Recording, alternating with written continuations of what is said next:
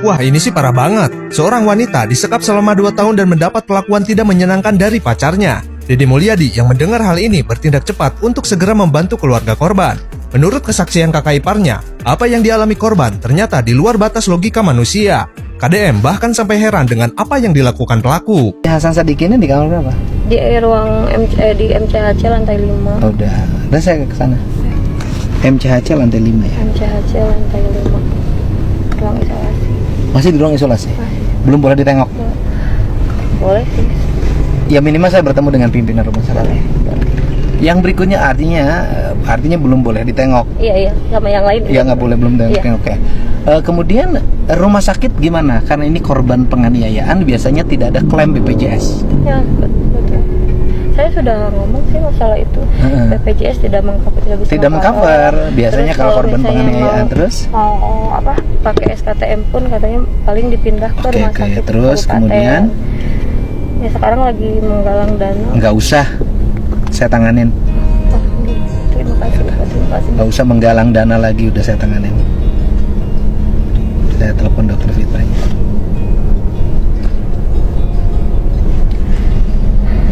Nanti suruh biayanya langsung atas nama gubernur ya. Oh, iya. Nggak usah. Ibunya masih ada? Ada. Sekarang di rumah sakit? Ya, Bapak. Ada.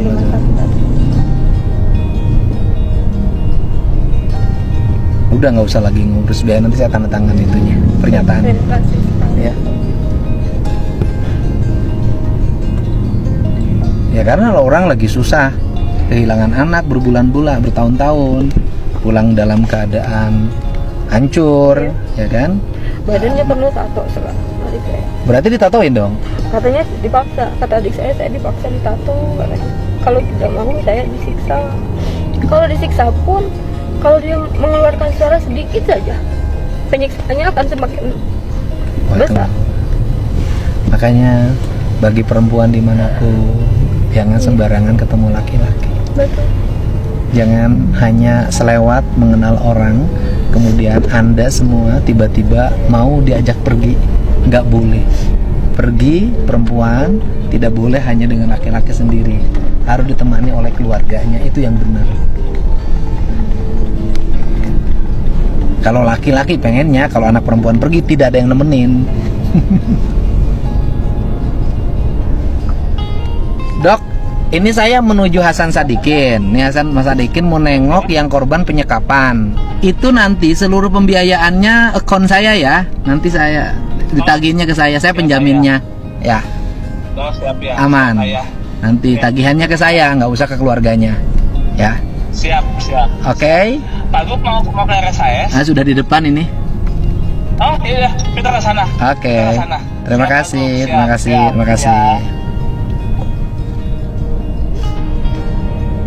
Sini ibunya. Oke.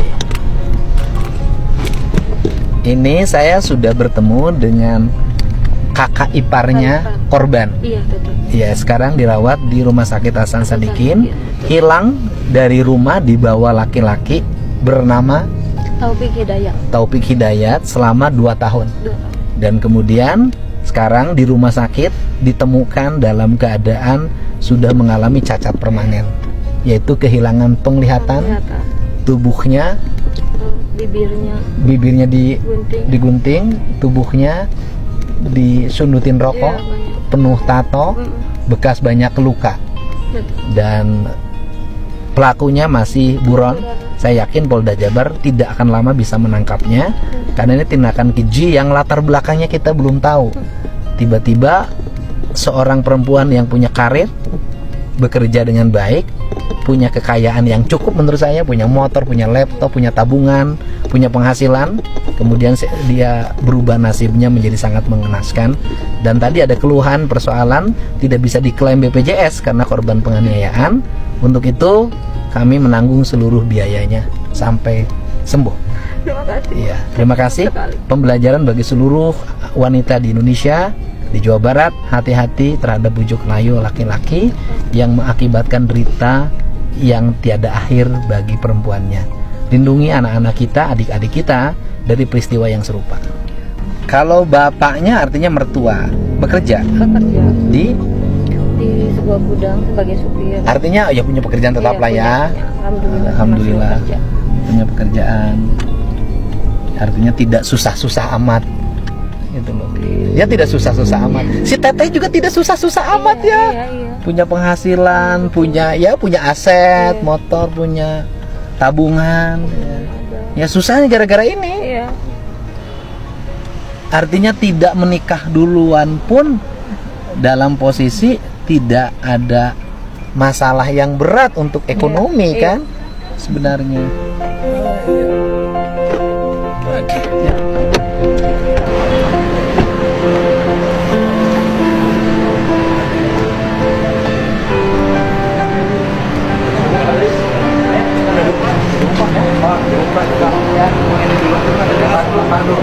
Ya. Ya kan? Tapi bapak lagi di bawah, bapak Ya nggak apa-apa, di situ ada ibunya. Ibu juga sih.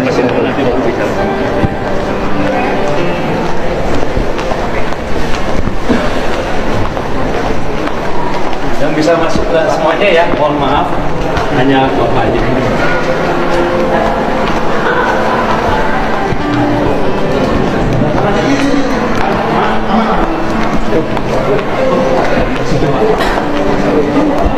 Satu, dua, enam. Ya, keluarganya aja udah cukup. Iya, kondisinya sudah makin membaik. Walaupun saya jujur aja, lihatnya pun nggak berani, nggak tega lah, udahlah. Tapi sempat berkomunikasi. Ibu doksis yang komunikasi saya dengerin, karena saya itu laki-laki tapi rintok hatinya, nggak tega. Tetapi yang paling utama ada dua hal yang harus saya selesaikan. Kalau urusan penyelesaian pengobatan kan tanggung jawabnya dokter. Tadi kan ngomong biaya tuh, seluruh biayanya saya tanggung sampai selesai. Jadi nggak usah lagi nyari ke BPJS kemana-mana, saya tanggung. Jadi nggak usah sibuk lagi keluarganya, dan keluarganya oleh saya juga tadi dibekelin. Selama nungguin anaknya, dia tidak lagi pusing ngurus rumah, kebutuhan di rumahnya. Dan yang paling utama adalah ngingetin pada seluruh kaum perempuan yang ada di Jawa Barat dan di Indonesia. Sekarang itu kan peristiwa seperti ini pasti banyak terjadi. Hati-hati, waspada, pergi dengan laki-laki agar ditemani keluarganya. Dah, titik itu penting.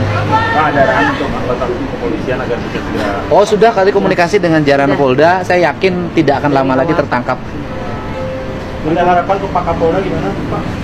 Iya, kan sudah, saya yakin Pak Kapolda dan seluruh timnya tidak akan lama lagi pelakunya bisa ditangkap. Dari pemerintah bakal memberikan bantuan nggak Pak untuk pengobatan? Sudah. Sudah. Bantuan untuk keluarganya selama merawat korban sudah diberikan. Kemudian seluruh biaya perawatan rumah sakitnya saya tanggung sendiri. Berarti sekarang udah nggak ada open donasi lagi ya? Nggak usah perlu ada open donasi. Pemerintah Provinsi Jawa Barat bertanggung jawab terhadap warganya. Masih. Oke? Terima kasih.